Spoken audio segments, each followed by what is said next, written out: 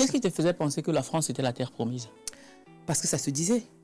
On disait que la France était la terre promise. On voyait ceux qui partaient de la France et qui revenaient nous voir au Cameroun. On voyait, c'était des personnes qui étaient bien portantes, qui s'habillaient bien, qui avaient de l'argent.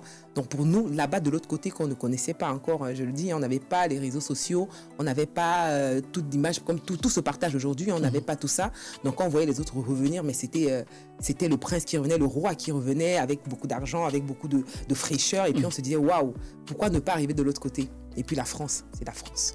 C'est la France. Ouais. C'était la France. Et donc c'était vraiment, pour mes parents, c'était la terre promise. Ma mère disait le pays où coule le bon vin. Et le miel. Le miel. Pour elle, c'est la terre promise dans la France. Et quand on avait quelqu'un dans notre entourage, on savait qu'il avait un parent en France, mais lui, il était respecté systématiquement. Pas notre pays, mais la France. La France. Du général de Gaulle, la France.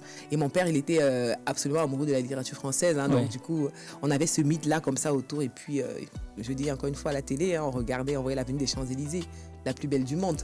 Donc qui n'a pas envie de se retrouver là-bas? Rendez-vous ce dimanche à 18h sur la chaîne YouTube Argent Livre pour le podcast de l'écrivain.